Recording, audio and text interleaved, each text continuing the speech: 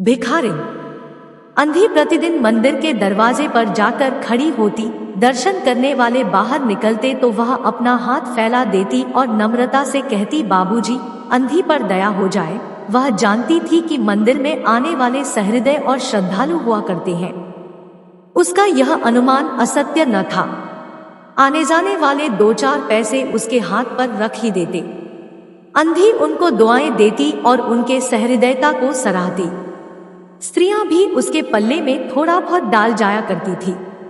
सुबह से शाम तक वह इसी प्रकार हाथ फैलाए खड़ी रहती। उसके पश्चात मन ही मन भगवान को प्रणाम करती और अपनी लाठी के सहारे झोंपड़ी का पथ ग्रहण करती। उसकी झोंपड़ी नगर से बाहर थी। रास्ते में भी याचना करती जाती, किंतु राहगीरों में अधिक संख्या श्वेत वस्त्रों वालों की होती, जो पैसे देने की अपेक्षा झिड़कियां दिया करते हैं। तब भी अंधी निराश न होती और उसकी याचना बराबर जारी रहती। झोंपड़ी तक पहुंचते पहुंचते उसे 2-4 पैसे और मिल जाते। झोंपड़ी के समीप पहुंचते ही एक 10 वर्ष का लड़का उछलता कूदता आता और उससे चिपट जाता।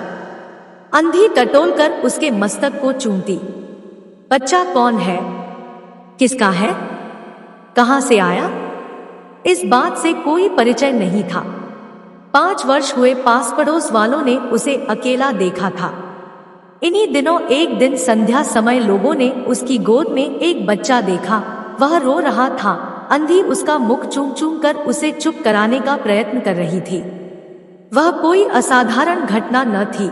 आथा किसी ने भी न पूछा कि बच्चा किसका है। उसी दिन से यह बच्चा अंधी के पास था और प्रसन्न था। उसको वह अपने से अच्छा खिलाती और पहनाती। अंधी ने अपनी झोंपड़ी में एक हांडी गाड़ रखी थी। संध्या समय जो कुछ मांग कर लाती उसमें डाल देती और उसे किसी वस्तु से ढांप देती, इसलिए कि दूसरे व्यक्तियों की दृष्टि उस पर न पड़े। खाने के लिए अन्न काफी मिल जाता था। उससे काम चलाती। पहले बच्चे को पेट भरकर खिलाती, फिर स्वयं खाती। रात को बच्चे को अपने वक्ष से लगाकर वहीं पड़ी रहती। प्रातःकाल होते ही उसको खिला पिलाकर फिर मंदिर के द्वार पर जा खड़ी होती। काशी में सेठ बनारसीदास बहुत प्रसिद्ध व्यक्ति हैं। बच्चा बच्चा उनकी कोठी से परिचित है। बहुत बड़े देशभक्त और धर्मात्मा है। धर्म में उनकी बड़ी रुचि है। दिन के 12 बजे तक सेठ स्नान ध्यान में संलग्न रहते। कोठी पर हर समय भीड़ लगी रहती। कर्ज के इच्छुक तो आते ही थे, परंतु ऐसे व्यक्तियों का भी तांता बंधा रहता जो अपनी पूंजी सेठ जी के पास धरोहर रूप में रखने आते थे। सैकड़ों भिखारी अपनी जमा पूंजी इन्हीं सेठ जी के पास जमा कर जाते। अंधी को भी यह बात ज्ञात थी, किंतु पता नहीं अब तक वह अपनी कमाई यहाँ जमा कराने में क्यों हिचकिचाती रही। उसके पास काफी रुपए हो गए थे। हांडी लगभग पूरी भर गई थी। उसको शंका थी कि कोई चुरा न ले। एक दिन संध्या समय अंधी ने वह हांडी उखाड़ी और अपने फटे हुए आंचल में छिपाकर सेठ जी की कोठी पर पहुंची। सेठ जी बहीखाते के पृष्ठ उलट रहे थे। उन्होंने पूछा, क्या है बुढ़िया? अंधी ने हांडी उनके आगे सरका दी और डरते डरते कहा, सेठ जी, इसे अपने पास जमा कर लो। मैं अंधी अपाहिज कहाँ रखती फिरूंगी? सेठ जी ने हांडी की ओर देखकर कहा, इसमें क्या है?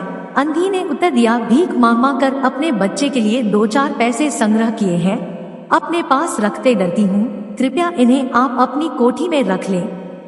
सेठ जी ने मुनीम की ओर संकेत करते हुए कहा, बही में जमा कर लो। फिर बुढ़िया से पूछा, तेरा नाम क्या है? अंधी ने अपना नाम बताया। मुनीम जी ने नकदी गिनकर उसके नाम से जमा कर ली और वह सेठ जी को आशीर्वाद देती हुई अपनी झोंपड़ी की राह चली गई। 2 वर्ष बहुत सुख के साथ बीते। इसके पश्चात एक दिन लड़के को ज्वर ने आ दबाया।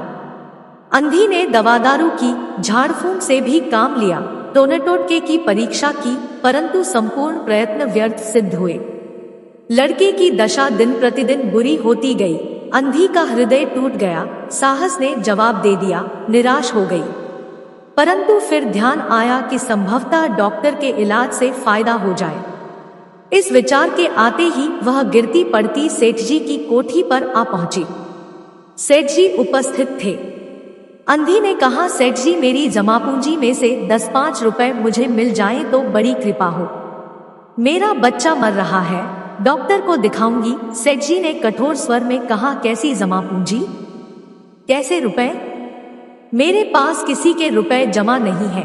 अंधी ने रोते हुए उत्तर दिया, 2 वर्ष हुए मैं आपके पास धरोहर रख गई थी, दे दीजिए, बड़ी दया होगी।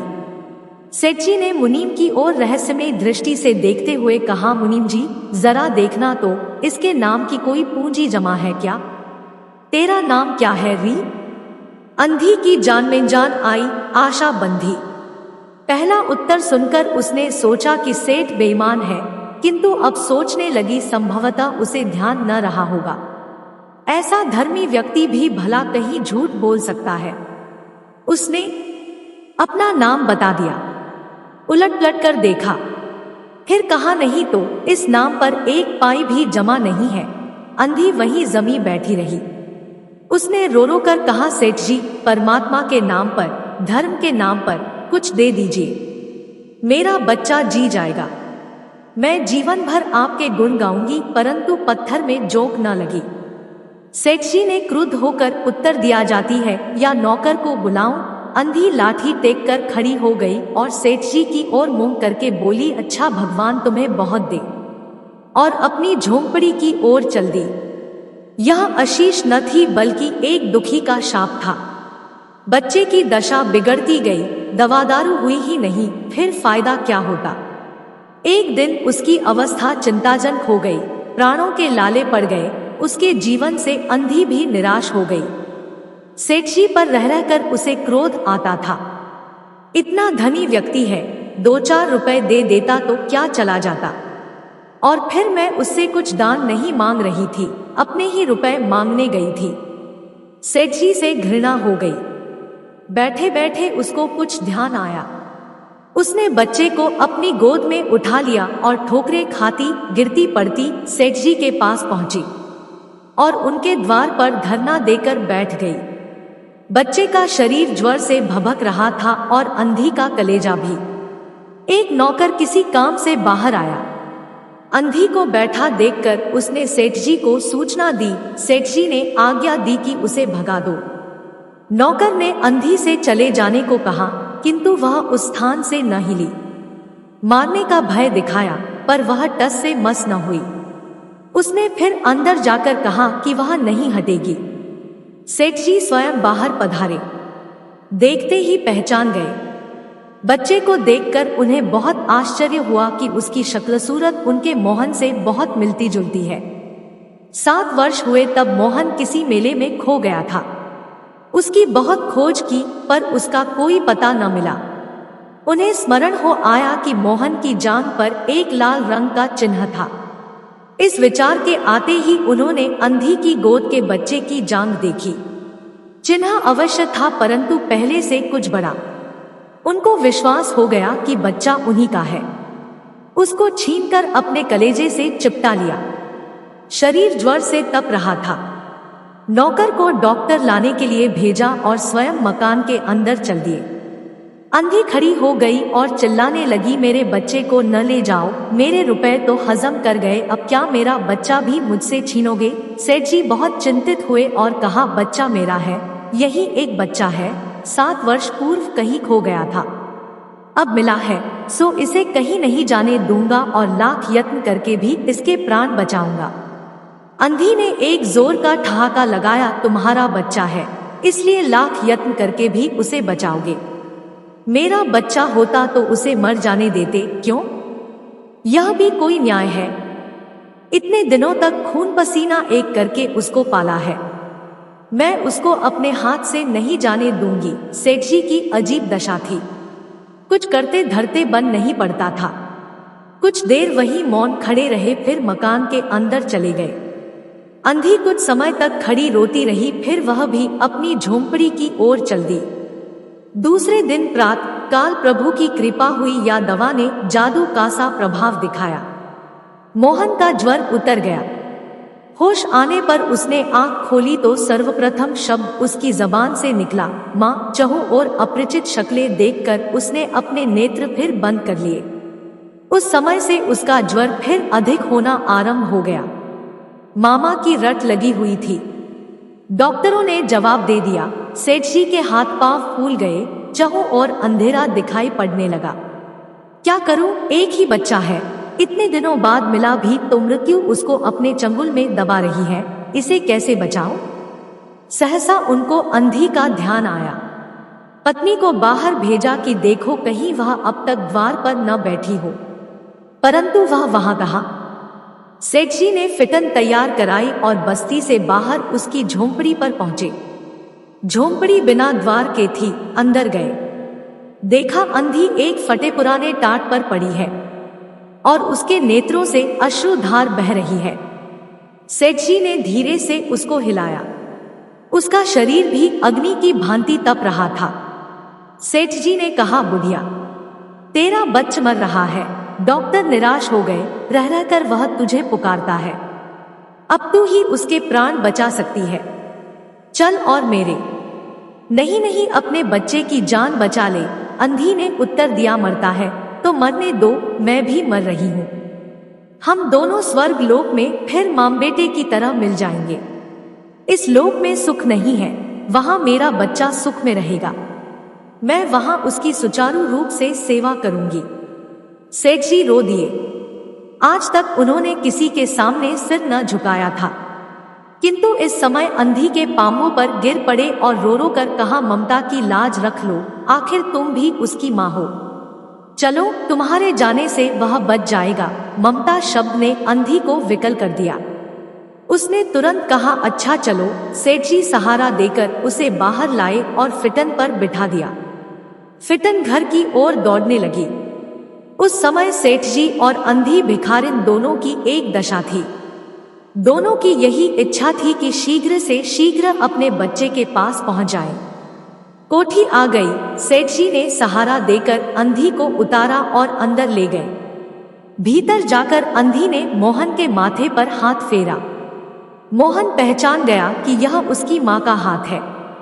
उसने तुरंत नेत्र खोल दिए और उसे अपने समीप खड़े हुए देखकर कहा, मां, तुम आ गई। अंधी ने स्नेह से भरे स्वर में उत्तर दिया, हाँ बेटा, तुम्हें छोड़कर कहाँ जा सकती हूँ। अंधी भिखारिन मोहन के सिरहाने बैठ गई और उसने मोहन का सिर अपने गोद में रख लिया।